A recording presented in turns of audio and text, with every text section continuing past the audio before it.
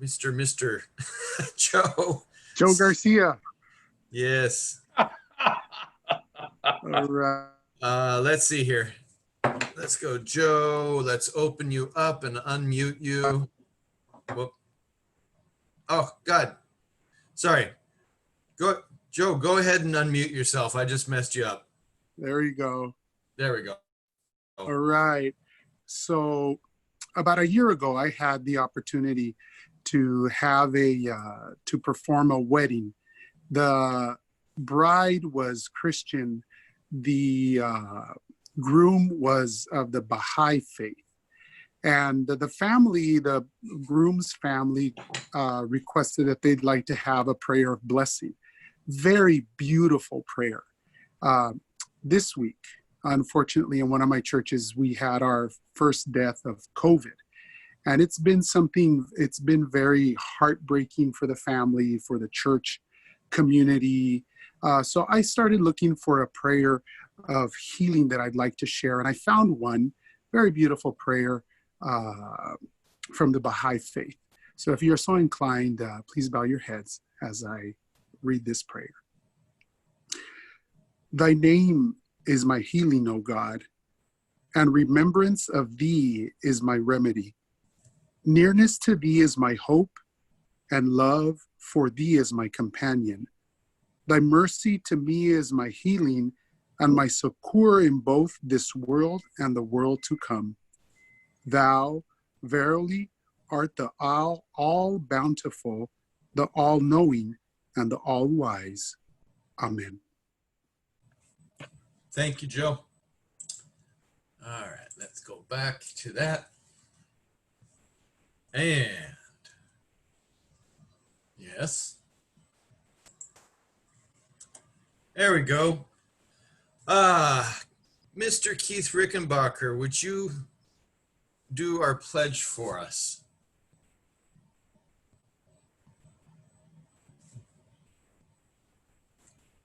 You have to unmute yourself.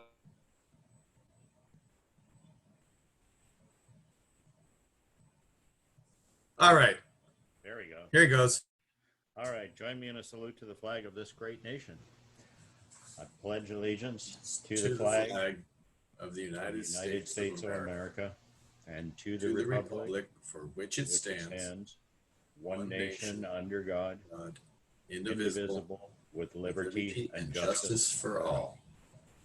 Outstanding, Keith. Thank you. And that beard is glorious.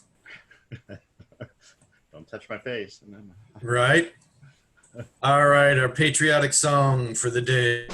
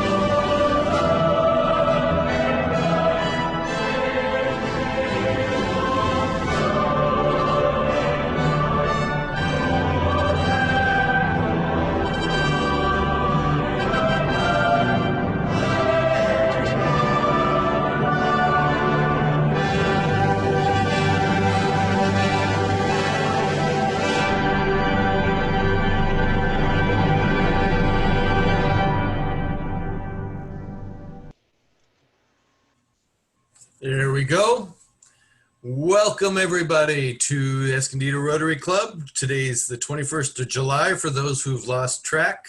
It is still 2020 and it is Tuesday. And most of that is what I have to write down every morning. So, I'm sorry. First of all, guests. We have guests today. I saw at least our speaker is a guest. Rick, would you like to introduce him as our guest? Sure. I'm happy to introduce as our guest of the club and today's speaker, Dr. Omar Khawaja, with whom I've had a professional association with for the last 11 years. And it's a distinct honor to have him be our program today. Excellent. Do we have any other guests in here today?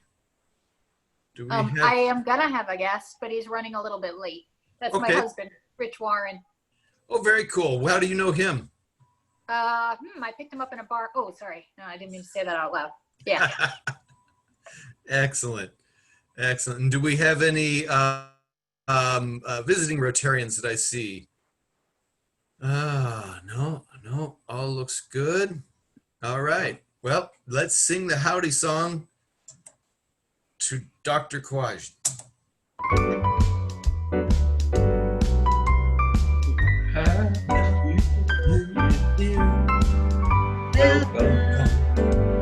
We sing it loud and clear. Relax. Enjoy the fresh and back to see us again.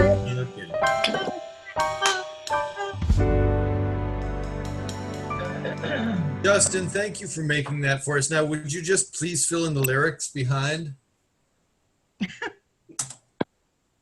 All right. Our upcoming calendar next week, we get to learn how to sleep. The following week, Community Housing Works is going to talk to us about their work in the community.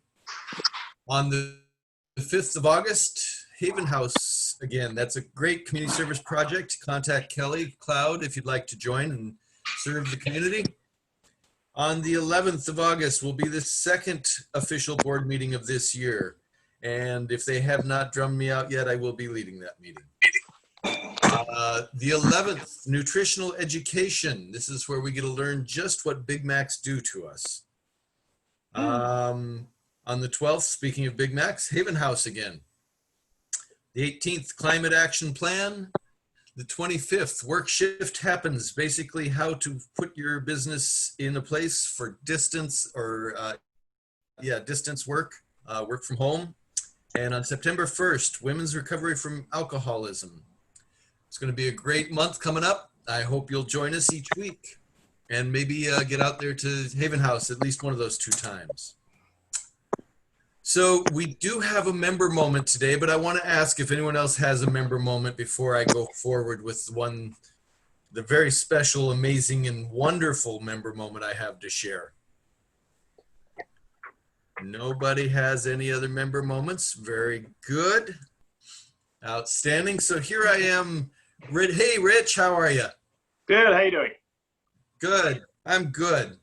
I just want to say for this member moment, this is proof that dreams can come true, and there is everybody for somebody. No matter what you may think, somebody will find that person attractive and willing to be their partner for life. Congratulations to Danny and Norma. Yay! Yay! This is Wow. a wonderful picture. And honestly, Danny, congratulations. That just looks amazing. All righty. Chris, oh, there you go. Danny, you want to say anything? Nope, you're on mute or your microphone's not working. Okay. Well, I was going to fine you for not bringing wedding cake. He's married. He cannot talk now. What? Aussie, what'd you say? He's married. He's learning not to talk. I see. Good call. All right. Christine, you ready for Rotarians in the Wild? Sure. let's take a look and see who's been outside this last week. Oh, here's in the wild at Kit Carson Park, Johnny and Dan, and not sure, that might be Royce with the white baseball cap on, and Paulette, and a couple of four-legged friends. Nice. And Ron Smith is with them as well. Very good. Here's our Mayor Mac, evidently getting ready to put up the new signs for the Park Avenue Community Center and American Legion Post. So Does he not know which way he's going, or is he just, Mac, were you unsure? It's You know confusing. how it works. They just tell the mayor where to stand, and then they Exactly hand right. something. Exactly right, Christine. Yeah, been around city councils many a time. Well, look at this. The Times Advocate, and a beautiful picture of Dara, and a great article. So it's not exactly outside, but you know, when you run for political office, it's always wild. What is That is true. hang on a second, Christine. What is the tradition in the club that when you get a newspaper article, is it I think $75 fine? Only or is it $75. It's up to $75 $1,000 now. fine? Okay. 50 Okay. if you're in the paper, 75 if it includes a picture, I think. Wow. There you go. Well, But I accept. No worries. therefore, Sign me up. you are now fined. Wait, I think there's supposed to be extra too if it's above the fold. Oh, 100. so my belly gets fined more than my knees. No, okay. And last but not least, wow, this really is in the wild. I've seen men barbecue many a time, but I've never seen them just run with it from the kitchen on a skewer to the barbecue. So I don't know, but someone caught this just as he was making sure it didn't fall on the ground. It's Greg, right? It's nice. Right. Mm-hmm. Just don't get in front of him. Just don't get in front of him. That's all I can say. On it. All right. Our service snapshot this week. There we go. This week I asked one of our most prolific members who you probably never hear from. In fact, it's hard to even find a picture of her on social media because she's so modest and does not brag. But I can tell you almost every single service project I go on, I see Ione there, whether it's core or picking up trash last weekend, whatever. Ione, I'd love for you to just give us a few moments. Tell us what it means, why you are so active, and why you do so much service for our club. Yeah, well, I like to participate in every community service project that I can, because it makes the motto of our club, service above self, very real to me. I get to feel I'm actively contributing to our community of Escondido, and I directly involved in being part of the solution to problems that often seem very overwhelming to us. But being part of the solution is very important to me. You're not just sitting on the sidelines. Andrew asked me to talk specifically about Haven House, Interfaith Haven House. It's a particularly effective service project to volunteer at, because you can see with your own eyes the results of your service. The participants are in Haven House's program, helping them to get back on their feet after homelessness. And we fund and prepare meals for them and then serve them to them at their place of residence.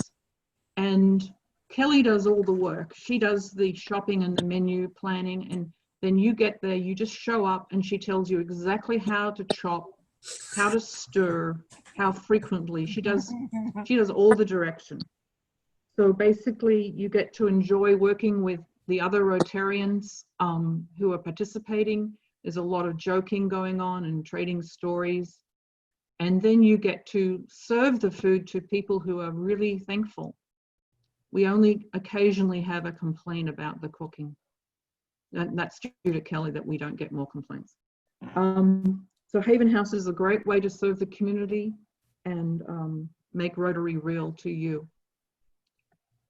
Beautiful. Thank you so much, Ione. That's really, that's brilliant. And I think that's the important, I think that really captures what I'm trying and what we as a club want to really emphasize with the service projects is you get to know people from the club and you get to know the people that we're helping. And that's brilliant. Thank you again, Ione. Let's see, what's my next slide? Oh, our fun song. This is gonna be cool. This is gonna be cool. This is unique. And I'm gonna ask everybody but our fun song singer to mute themselves because this is brilliant. All right.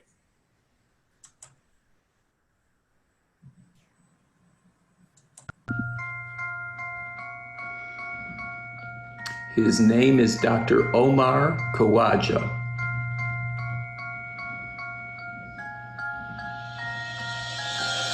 His name is Dr. Omar Khawaja, went to work at 12, then at 15 in an ice cream shop he chilled when he earned and learned he's lactose intolerant. Fate can be so iconically ironic.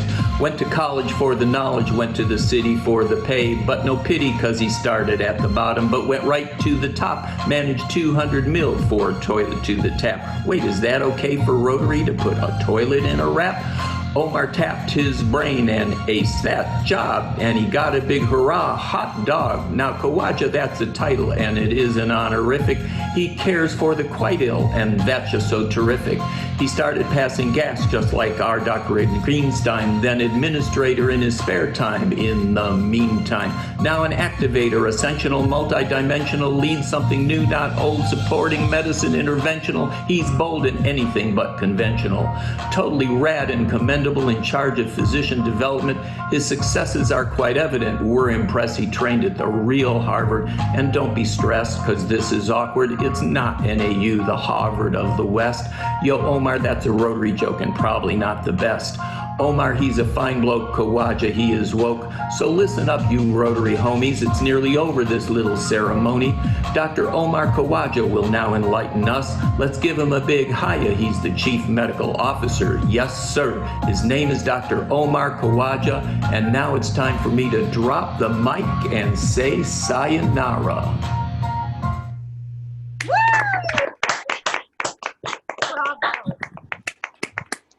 Lin-Manuel, very nice. That was excellent. Very good, Nick. All I can say, go ahead. I was really motivated when Hamilton got on Disney Plus. And I have to tell you, Nick, I watched that 5 times. I loved that. That was brilliant. I think Nick's got a new standard for songwriters. Right. Right. Nick, hey, Nick, I have to say Can't that keep was, up that with was really Jay. good, but don't quit your day job. Spoken like a true musician, Joe.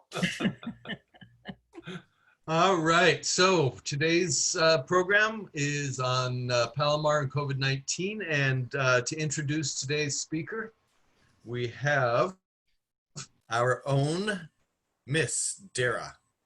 Hello. Okay, well, it's a pleasure. Dr. Omar Khawaja was named the Chief Medical Officer for Palomar Health in 2018. Previously, he served as the Medical Director of the Interventional Platform for Palomar Health, as well as the Medical Director for Supply Chain Services. Dr. Khawaja currently oversees the Interventional Platform and Physician Development for the organization and is a member of the executive team as the Chief Medical Officer. He received his Doctorate of Medicine degree from the University of California, San Francisco, completed his residency at Harvard School of Medicine, and earned his Master of Business Admin degree from Pepperdine. Dr. Khawaja began his medical career in anesthesiology with Anesthesia Consultants of California Medical Group in 2009 and continues to practice with this group today. Dr. Khawaja resides in San Diego with his wife and 2 children. And I've also had the pleasure of working with Omar myself when I served on the Palomar Health Board. In addition to being brilliant, he is kind, witty, and quite charming. So please welcome Dr. Omar Khawaja. Yay. So Dr. Khawaja, do you want me to run the slideshow and you just tell me when to change them, or do you have it on your computer and you want control? I am not as technologically savvy as I could be, so if you could run it and just change, Okay. that'd probably be easier. I can do that for you. Whoop. If I can get to the first slide, I can do that for you. There we go. I did just want to take a moment to say thank you to Dr. Greenstein, Ms. Cerwanka, and then also Wayne Heron and Dr. Moyer for their support and help as I tried to figure out what it is that I was going to be speaking about. In the hospital system, we focus on quality, patient experience, financials, and then the experience of our employees, physicians. So that's sort of what we call the quadruple aim.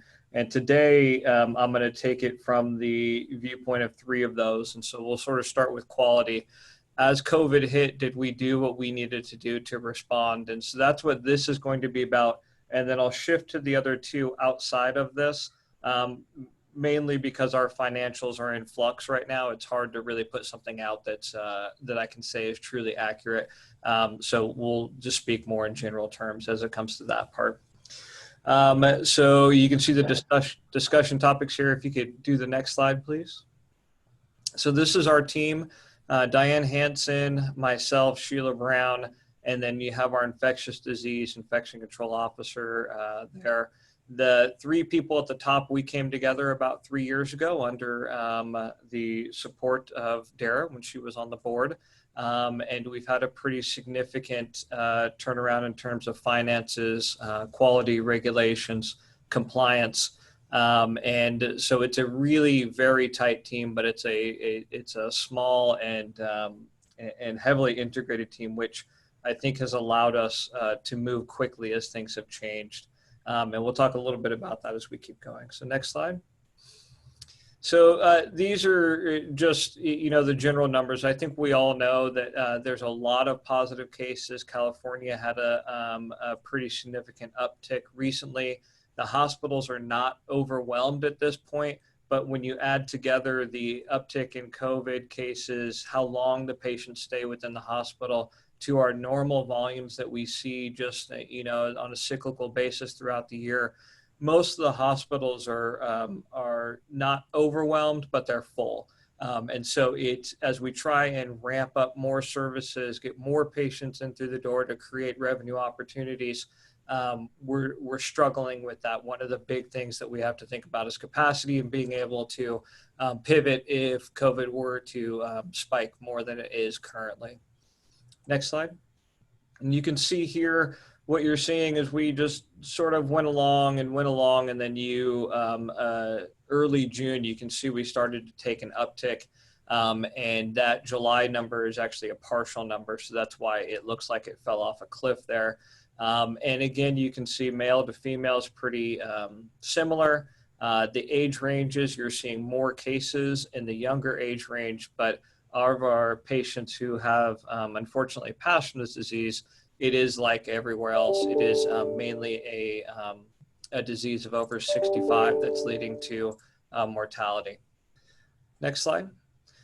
We do have some treatments which are changing how we look at COVID. Remdesivir is a very expensive drug that we were getting for free for a little bit, and now we're having to pay for it. The outcomes with this is moderate. It's not a game changer, but it may be helpful.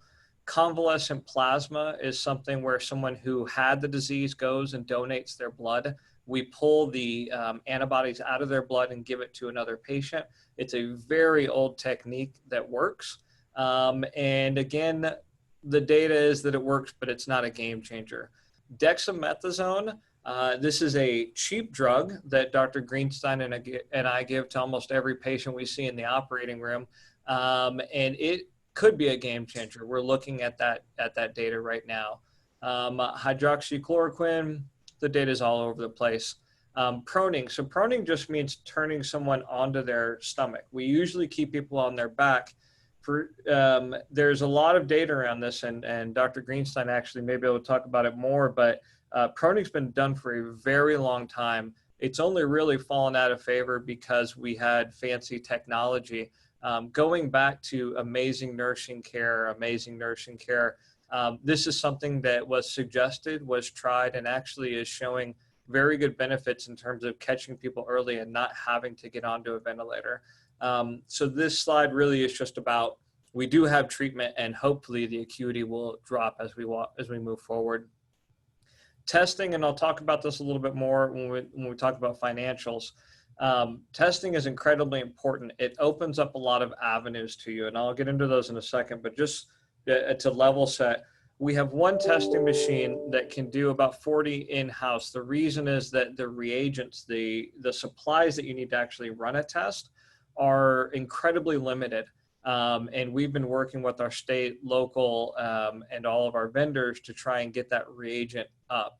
And you recently may have seen that the county has backed away from testing for all, and they've actually made it more specific who they're going to test for. And that directly came from the hospital system saying, we are out of supplies, and the testing that you're doing is actually taking it away from hospitals where it's necessary. We do have another testing machine coming in. That really is more about just having a second supply chain of reagent. With our first machine, we could actually do up to 150 tests a day. We just don't have the reagents. So the hope is by partnering with a second vendor that we may be able to get more reagents. We have partnered with Sharp, Radies, 2 independent labs, and we have also reached out to UCSD. So we are literally scouring the county and the earth for anybody who can take our test and get us a reasonable response time. Next. When we talk about PPE, I just wanted to give you a little picture of what that means. So you can see this gentleman, I think it's a gentleman, has a gown on with gloves. He has a mask. This is what we call an N95. That means it filters 95% of the particulates. Also has eye cover on and head cover. There's 2 things that I'll speak about briefly: airborne and enhanced droplet. You still wear the same outfit. The difference is the airflow in the room. In an airborne room, you actually have a negative airflow. So air is being sucked out of that room. Why that's important is that you cough, those droplets go into the air and they can stay there for a while. That can infect somebody. If you have a negative pressure room, you're literally pulling the air out of that room. You can keep the disease burden down and hopefully not infect anybody else. So these are the 2 types that we have and what the get up looks like. Next slide. So what we noticed very early on was if we wanted to protect our staff, we had to take care of our inventory. And we actually have a daily report that goes out, has a week at a time average use, and then takes our current supply versus that weekly use. You know, not rocket science, but this is being done for every single important piece of PPE we have in the system, and it's monitored on a daily basis. We've also worked within CDC guidelines, the county guidelines, and with the other health systems to figure out how to reuse, clean masks, how to use them where they're necessary, as opposed to just being sort of all over the place. And lastly, one of the big things that I didn't want to put in a slide, but has been very important, is loss. So I cannot tell you exactly where it went, but in the early days of COVID, about half of our PPE supplies left where they were originally kept. Could have been movement throughout the hospital, but it also could have been people who were very worried about their home situation and taking things home with them. So one other thing that unfortunately we've had to take very seriously. Next slide. So one of the things that we realized very early on is that if we allowed an infection to go through our staff, we would, 1, not have staff available to take care of patients because they were sick, but also the rest of the staff, the fear associated with that would have a lot of effects in terms of what we would have to do in operations for protection. We might have to overprotect, but also we may not actually be able to get people to even come in. Some people, decided to take 3 months off when COVID started. And so we were trying to keep that down. The numbers of people asking for long-term leaves quadrupled in the first couple weeks. I apologize, I don't know how to turn this off. In the first couple weeks of COVID. So some of the things, the PPE, so, keeping people protected. We have not had an incidence of a patient transmitting to an employee, and that is something that we take very seriously and we're very proud of. I lost the slide there for a second. Sorry. So we are doing temp checks. Surgical masks are being provided to people when they walk in the door. We actually shut down a lot of our food, virtual meetings, and we actually sent people home to work very early on, and non-essential vendors, and unfortunately, not having visitors in the hospital as well. Next slide.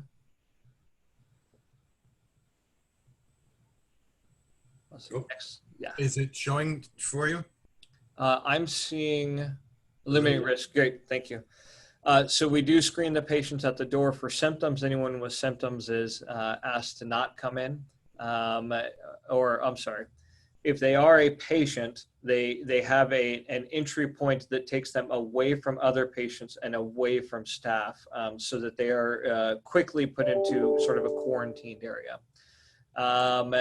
The masking, testing is really important. If I can get a test and I can tell you that this patient is positive or negative, then you can treat that patient, in a different fashion, and we can make sure that anyone who's positive is held to a higher level of sort of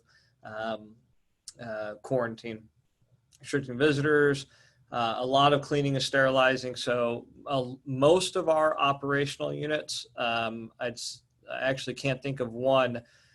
They have completely changed how they offer service and how they the procedures and the protocols for how they offer that service, and all of that has come up through our leadership, channels. So we have dedicated teams that all feed up into centralized cores, which has been something that we've done as a leadership team. And so all of those changes have come up through a centralized system so that they can be checked and validated. Because we have a small leadership team, changes, approvals, denials all happened very quickly. So we were able to pivot quickly. All right.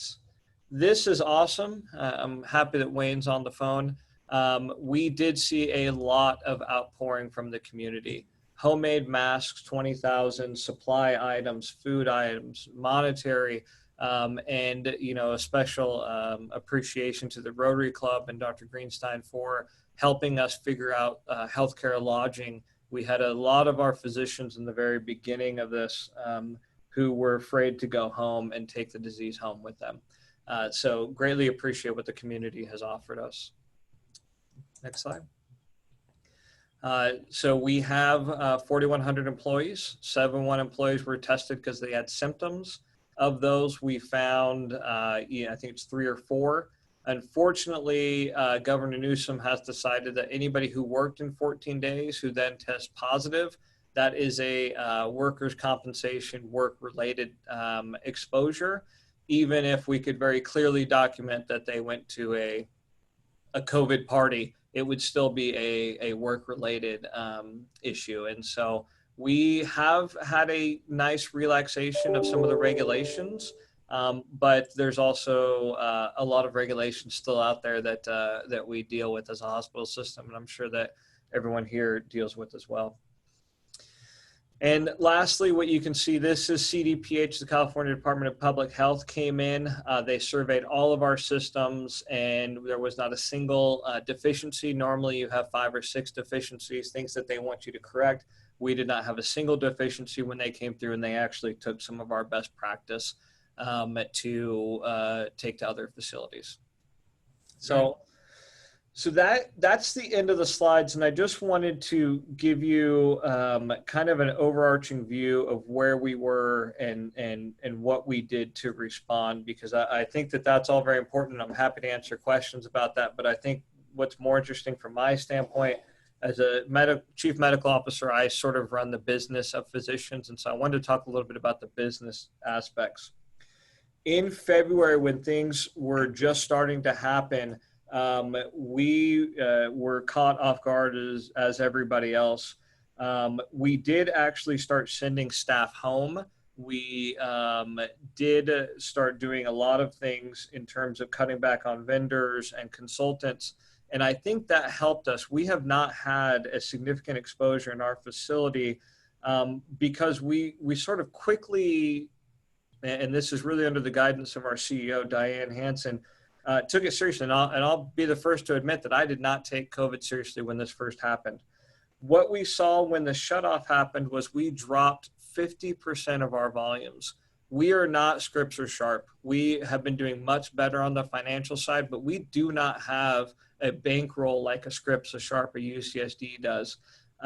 We needed to do immediate changes. So we approached all of our vendors and received about a 20% decrease on average, which is completely unheard of. We cut every single consultant within the system. Our leaders donated back money from their salaries. I think that we were up to about $400,000 as of last check between 18 of our senior leaders. And we bought every piece of personal protective equipment we could find. In the early days, and Rick, you know this, we actually didn't even have surgical masks. So it wasn't the specific COVID stuff. It was anything that you wanted to get your hands on. The supply chains all shut down. When I sat down with our supply team and I said, what do we need to do? They said, well, guess what? Where do you think 50% of our stuff is being produced in the world right now? And it was literally specifically the province that was the COVID epicenter. So we couldn't get a hold of anything. It didn't matter what the cost was. We couldn't find it.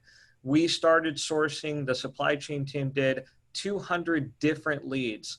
We got in a ton of stuff, and then our own team tested it and found out that about half of it was not quality. So we were doing anything we could just to get a hold of the things that we needed to protect ourselves, and then finding out that half of the stuff from really well-known vendors, really well-known supply chains, was actually not quality materials. So it was a very interesting time. We were worried about staffing. We actually were approached by the state to spin up our downtown campus as a COVID site, to spin up a federal medical service. And so we had our own staffing to deal with, but we also had to put out a huge amount of money to bring on temporary staff to be able to fund those things for the state. And at that point, we didn't ask who's going to pay for it. We just said, this needs to happen. Let's get it done. And we did it. What we saw was a huge empty out of the facility, a drop in revenue by, again, a little over 50%. And we had an empty hospital. We still had all of our physicians and our nurses to pay, and we had no revenue coming in the door. And like I said, we don't have a huge, days cash on hand in the bank. So we were forced into some tough decisions.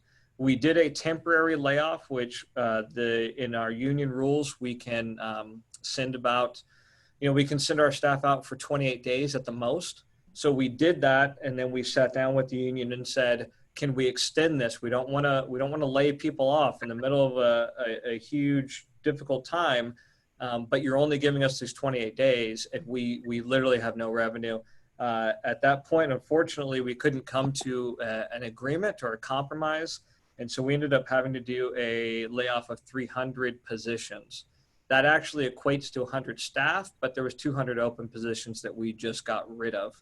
And since then, luckily, we have been able to bring back most of those staff. What it has changed to is now an ambiguous world.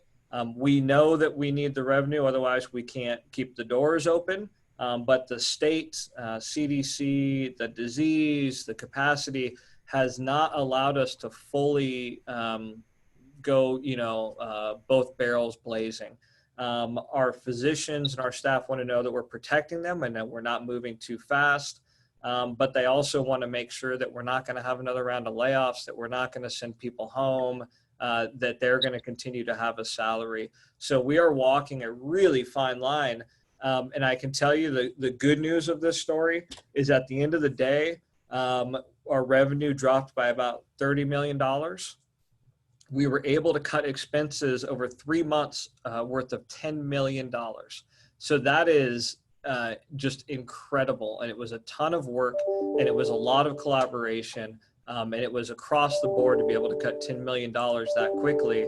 But what it ended up is that we had a loss of about 20 million when COVID sort of hit us, and the CARES Act is going to cover most of that. So at the end of the day, where we could have been in a very difficult place, we've been able to provide the protective equipment. We've kept most of our staff on and actually been able to bring back the ones that we did have to lay off temporarily. And we're going to end up in a pretty neutral place. So if COVID stays stable as it is now, and we're able to open back up as we have been, we're actually in a very good financial place, very solid financial place to grow from this moment. Being able to decrease our expense base to that amount has been really important. And I can tell you, we're not going to go back to the vendors and offer them the 20% back. We'll just keep that, discounts that they gave us as we move forward. But what it's going to allow us to do is if another COVID cycle hits, we will be in a much better place, and we're already building into our stockpile to be able to pay for the equipment and any type of shutdown we'd have to do. And if COVID does not hit significantly, what we'll be able to do is grow from here. Now that lower expense base allows us to invest in our Poway campus, which needs new operating rooms and a new emergency department. It allows us to build out the floors at the Escondido campus. So we are able to move forward from this, which I'm pretty excited about. I could talk forever and ever and ever, but that is sort of what I wanted to share with you. I think it was a very confused, ambiguous, and dangerous time that we've been able to get through, and we are stable and ready to move forward. So I'm actually pretty excited and pretty proud of what we've been able to do. I have a question. Go ahead. Oh, okay. My husband and I are planning to fly to Oregon in a week. We were tested. We know we're negative. We're wearing a mask. We're wearing disposable gloves, and we're sitting in first class where we're by ourselves. We're not next to anyone else. I just wonder about the air in the airplane. Is it filtered through? Is it still risky for us? So the CDC has a definition of exposure, and that is being 15 minutes, being around somebody for longer than 15 minutes where either they are unmasked or you are unmasked. So this is a little bit of an interesting thing because I'm sure you're going to be in there longer than 15 minutes. So the risk is much lower to you if everyone on the plane is masked and if you are masked. The other thing that you could do if you wanted to be, if you're really concerned and you want to be at a higher level of safety, you could try and find a higher filtration mask like an N95 mask. So there's surgical masks, which filter about 80% of particulates. And then there's the N95 mask, which is 95, 98, 99, depending on which one you get. The other thing that we're finding out is that there's a potential that eye protection can help. So if you are concerned, and I think that there is a risk of being in any close proximity with people that you don't know and you don't know what their COVID status is, the best way to protect yourself would be to have eye protection and that N95. The gloves are fine, but it's actually more important that you're washing your hands frequently. Because when you're taking gloves off and on, a lot of people will actually contaminate their hands. just because you have gloves on doesn't mean that you don't have the virus on your hands now. And then if you're still eating, so the gloves are a difficult one for me because what we've seen, at least in the hospital system, is people use gloves as a replacement to hand washing as opposed to sort of an additional barrier, if that makes sense. Yes, So, thank you very much. I have a question. I keep hearing it as the professional sports leagues are gearing up. A number of cases, someone has a positive test, and then within the next 72 hours, they have 2 negative tests. Are we getting a lot of false positives that are maybe getting people overly excited and concerned? Yes. So the area where we have the least accuracy and precision is antibody testing. So that's blood testing. There is the nasal or oral swab, which is called PCR testing, and that tells you if you right then at that moment have the disease. The goal of antibody testing is to tell you, have you had it and are you immune to the disease? Antibody testing at this moment doesn't tell you anything because most of the time it's not accurate.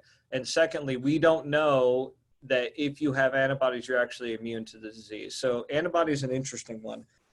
I would put that to the side and just say, no, it's not ready. It's not where it needs to be.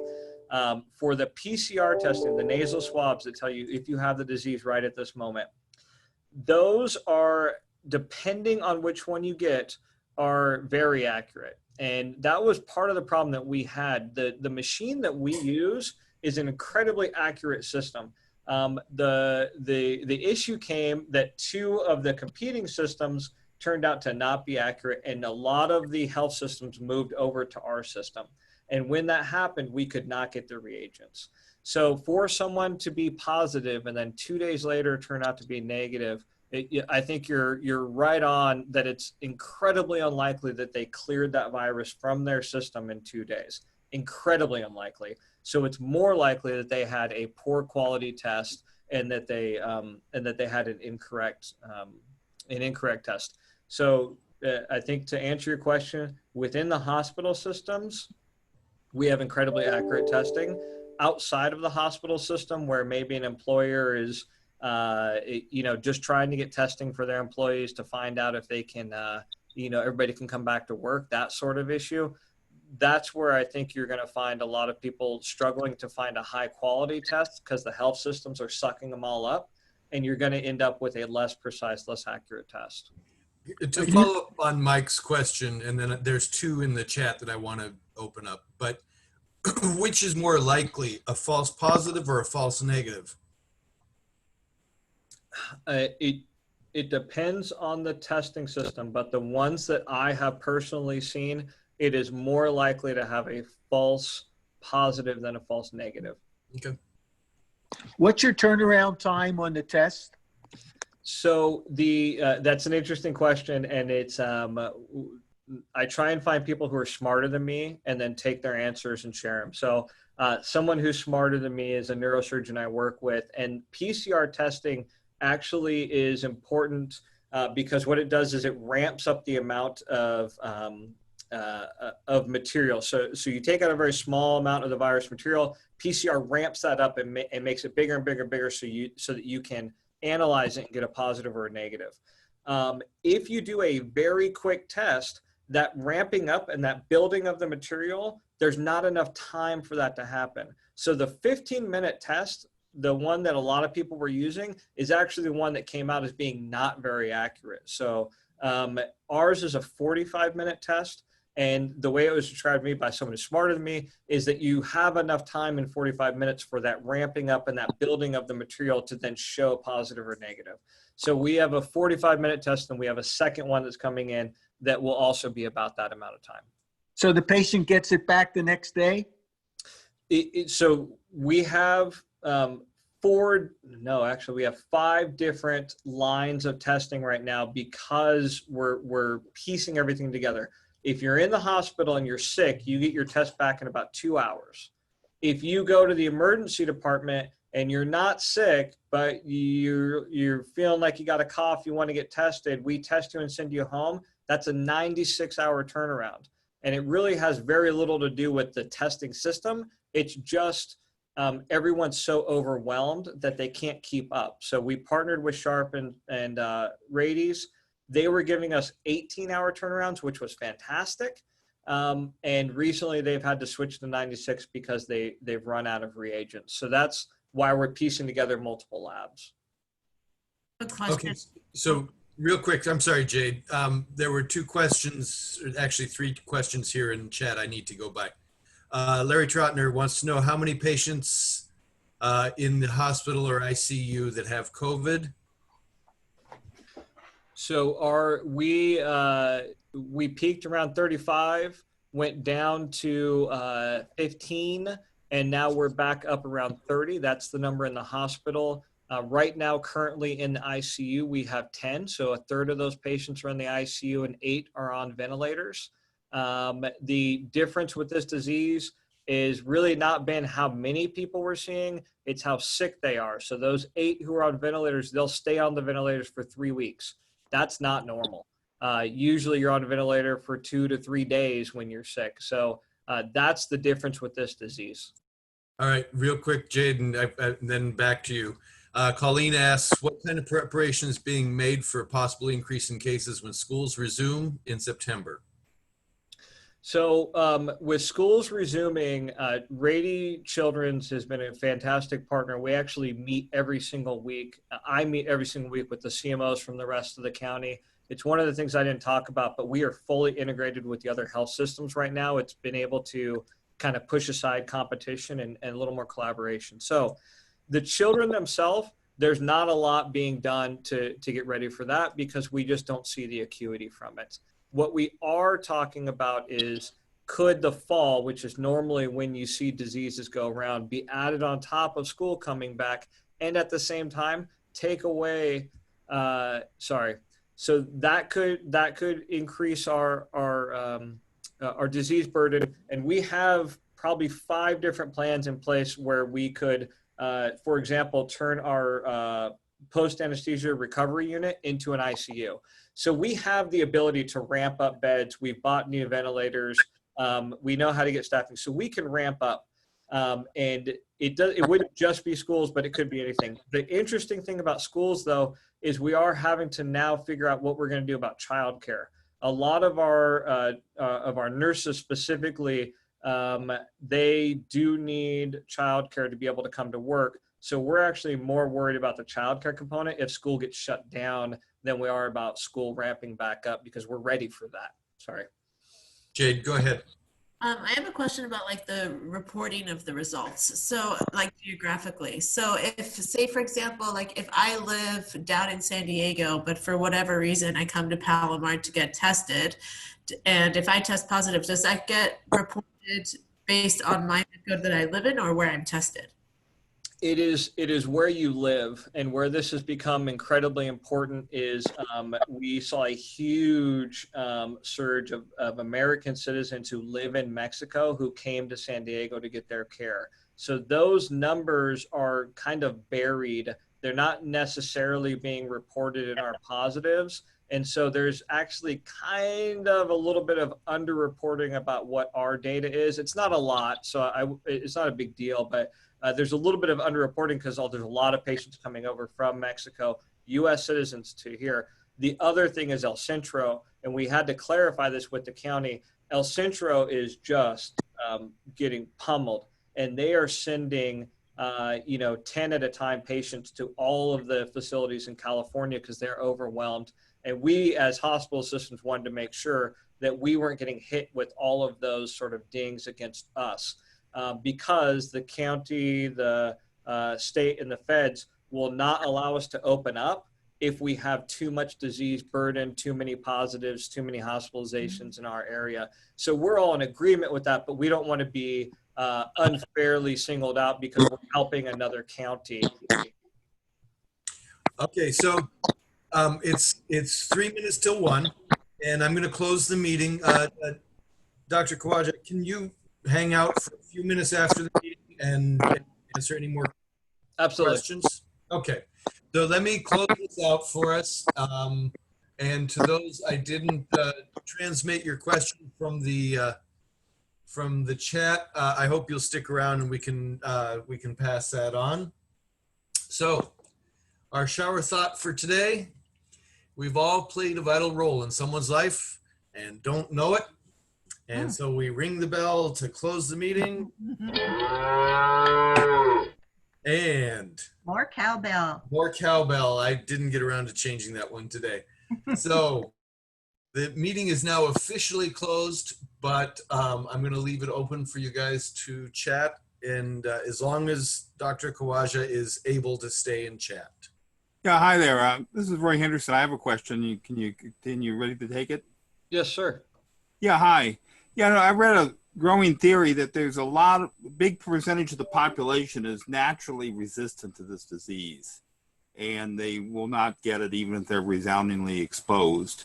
And do you have any comments on that? Because you hear about this herd immunity effect, and some people are saying that, you had 80–90% of the people have to catch the disease before herd immunity is real.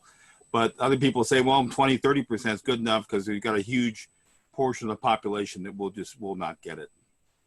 Yeah, and I actually think that what we're seeing is that people are getting the disease. They're just not having the deleterious outcomes from it. And so there is a huge inflammatory response that happens from this disease, and we can see a lot of evidence to that. So part of the problem is that this is similar to a lot of viruses that we know a lot about, but we don't know a lot about this specific virus.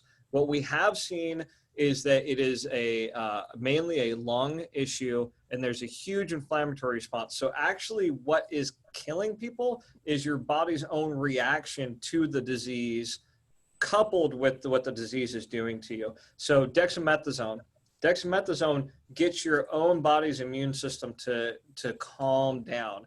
And it's one of the reasons that they started using it, and they saw incredible results from it. Remdesivir is another drug that sort of helps to calm things down. Hydrochloroquine is one of those drugs that they think calms that down. So a lot of words to say.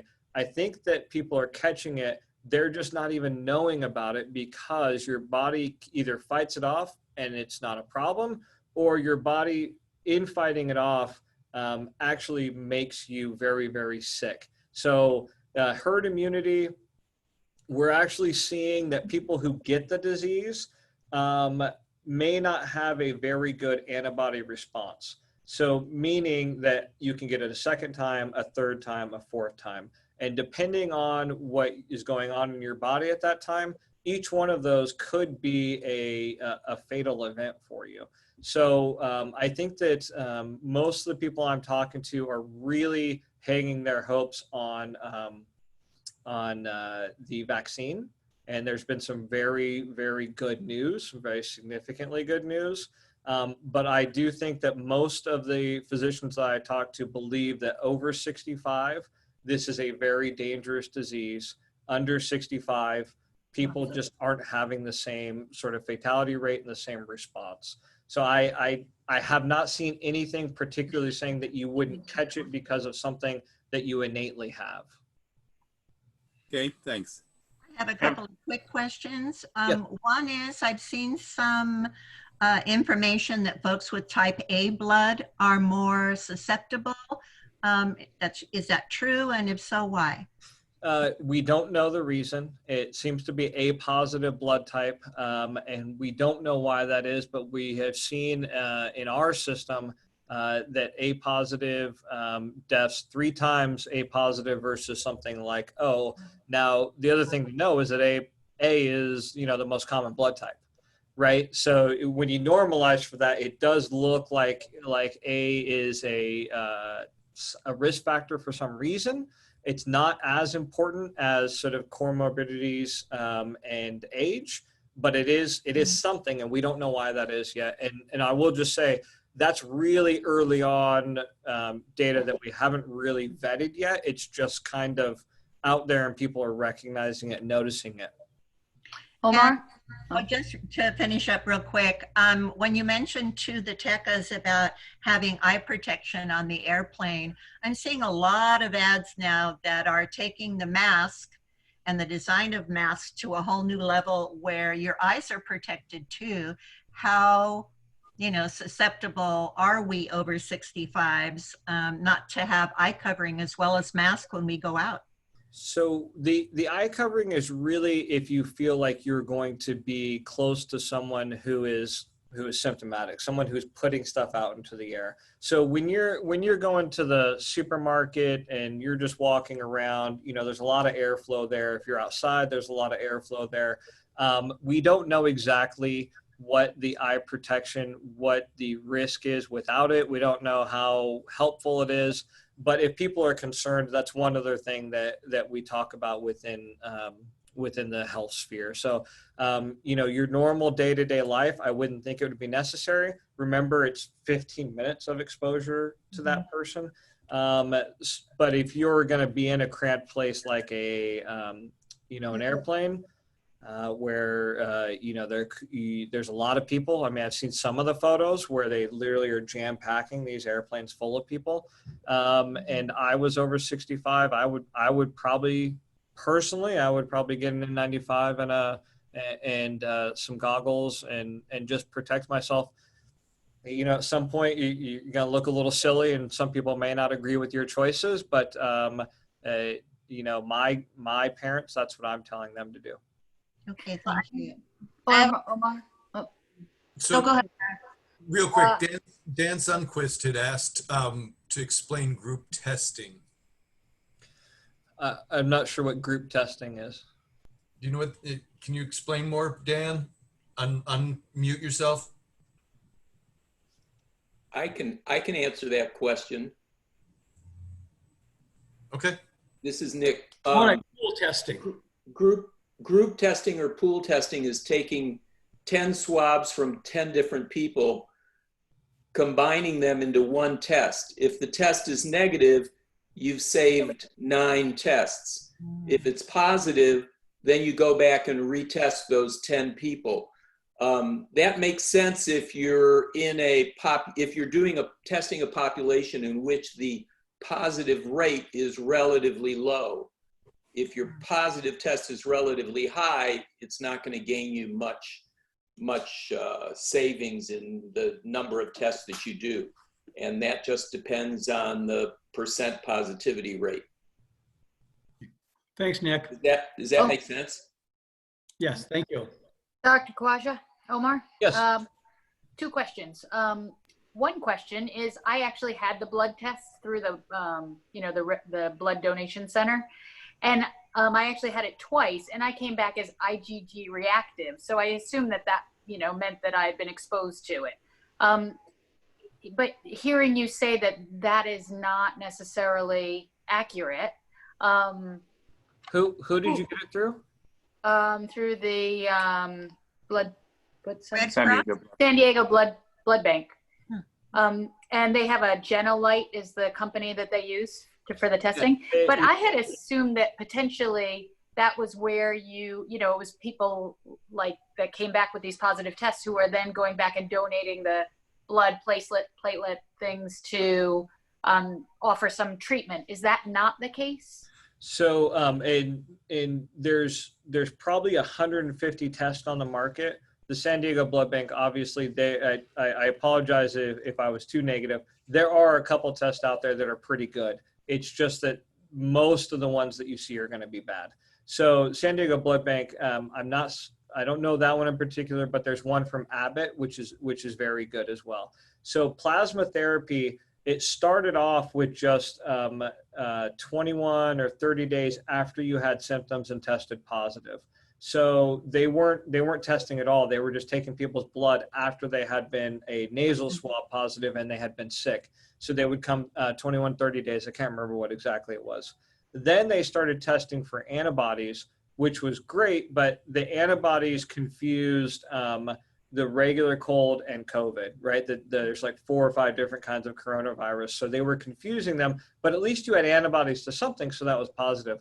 They've actually moved on to the point now where they are testing for the amount of antibodies in your blood to COVID-19. So they do have good testing. And so I apologize if I poo-pooed all testing. There is some good testing out there. They are using it. And it's actually allowed us to give better therapy to patients because you don't want to give them blood that's got no antibodies in it. So it's giving us better treatment options, but it's also severely restricted the amount of plasma that we can get. We used to be able to get 2 doses of plasma within a day. Now it's taking 5-6 days to get 1 dose. Unfortunately, you got to have those donors coming in, and we're just not seeing them. Hopefully with these spikes and maybe some more marketing around this, we'll see some more being available. Okay, great. And then the second one was my husband's question. Sure. You'd said that back into the March timeframe, you were around about 50% capacity or 50% volume. What's the level look like today? When do you think it will get to 100%? And are there some surgeries which are more impacted or than others at the moment? Yeah, so we are up at about 80% of our normal volumes. A lot of that is just people not coming into the hospital. So our emergency departments we're just not seeing the same volumes. When it comes to surgery, which is where I know the most within our health system, what we saw was a big push in June. There was a lot of urgency to get surgeries in. And then in July, that urgency sort of dropped off. I don't know if that's economics. I don't know if that's fear of coming into a hospital system. I don't know what's driving people not coming in for surgeries, but it really is more about the patients deciding not to have surgery than it is about us being able to open capacity. And it's one of the things that I personally constantly tracking. If we're not doing surgery, that's a really serious hit to the hospital system. And is it kind of, are there different surgeries? Like, is it more on the orthopedic side that you see the drop off, or is it more in general surgery? Like, how does it change? Yeah, it's interesting because the types of surgeries that people are coming in for are sort of all over the board. There isn't like a specific type. I mean, you would think that cancer surgeries would be the ones that would still be going, but we're actually not seeing that. Where we are seeing pretty consistent volumes is on orthopedics, and I actually chalk that up to the fact that our orthopedic surgeons are just gung ho. They're out there, they're looking, they're making sure they're getting their patients, they're bringing them in, and they're ready and willing to work. So I laugh because there's a lot of different personalities in medicine, and Dr. Moore would probably back me up. Dr. Greenstein, you know this for sure. Just you almost know how someone's going to act based on their specialty. So it's a little I guess inside joke to myself. Thank you. All right. I guess I'll ask. Hey, Andrew, if you don't mind, this is Roy Henderson again. I got one more question. It's up to Dr. Khawaja. Yeah. My question is, earlier, we talked about the shortage of reagents for testing, and I have read that authorities are being more selective. I think people have to actually not feel well to get a test. Is that the positivity rate is something authorities really been focused on. Now, if you self-select that you have to not feel well to get a test, isn't that going to drive up the positivity rate? And people are going to say, oh no, things are getting worse, but actually selecting who gets tested is the real effect. Yeah, I think it's hard because for me, I just want to take the data and come to facts. I think that unfortunately, when I look in the media, the data is taken by different groups to create their own facts, right? And so for me, I get rid of all of that. The positivity rate, number of positives, almost none of that matters to me whatsoever. What does matter is hospitalizations and ICU, because I want to know how many sick people there are that we need to take care of as a county and a state, and how many of them are really sick, meaning I'm going to have to make sure to have extra sort of resources available to them. So, when people ask me, how bad is the disease, I see the numbers going up, I always say just follow hospitalizations and ICU counts. And you can get those on the county websites. And LA Times has actually done a really good job of putting out the data. and they are now showing hospitalization and ICU admissions. So yeah, I think you're right. Looking at positivity or number of positives, number of tests, it all gets very murky. I want to go to the actual numbers that I think matter, and that's who's getting sick and how sick are they. Okay, I understand. Thanks. All right. Can I make a comment? It's Rick. Go for it. I very much appreciate Omar spending the time with us. And I want to share some of my thoughts about the fact that Omar came to the group that I've been with 4 times as long as he has. And what he has brought to our table is quite remarkable. And it also exemplifies why I'm so proud to have been a part of Anesthesia Consultants. And even though I'm not receiving any clinical assignments these days, I sort of function in an emeritus status. But he's a fine example of why this group has made the contributions that it has made and continues to make to the health and welfare of our local community. Unfortunately, he does have one drawback, that he chose to go to Harvard, which could be the Stanford of the East for his training, but I will forgive him for that. I thought you were going to say his one drawback was that he knew you. I thought the one drawback was that I call Harvard the University of Chicago of the East. Christine, what? I was just going to say, I thought his drawback was that he wasn't yet a Rotarian. Oh, well, yes, there is that too. So, Dr. Khawaja, thank you again very, very much. We're trying to figure out how we're going to get the songs to you. We actually normally print it out and it's all ready for you to frame and put up on your wall and proudly share with everyone who walks in. So we will figure out how we're going to get that to you. And maybe even the video that Nick made, because I have to say that really was, I have never heard someone over the age of 22 rap that well. Yeah. Well, Because Nick will never grow up. Yeah. He grows old, but he never grows up. I appreciate you guys giving me such a warm welcome and all that you guys do in the community. So thank you very much. Thank you. Thank you. Thank you, doctor. Have an amazing week. Bye, everybody. Bye. I'll leave the room open if you want. Bye. Thank you. Bye. Bye.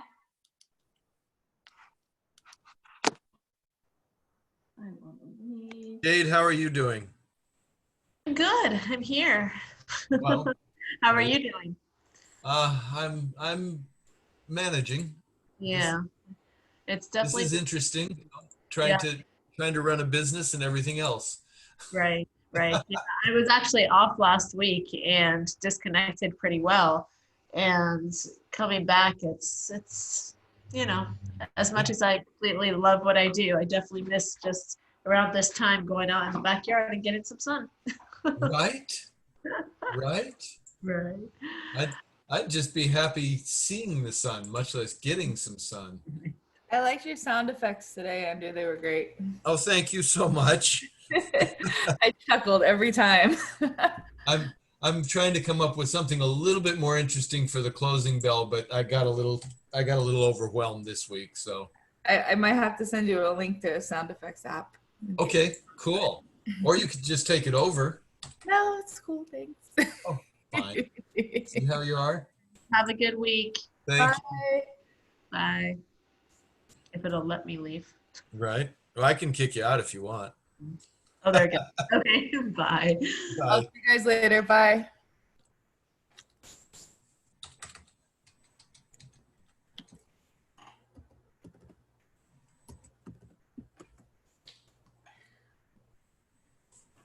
All right. Bye, Colleen. Bye. I'm clicking leave meeting. It takes me a while. I understand. I'm going to kick everyone out here, so it'll all work out just fine. Have a great week.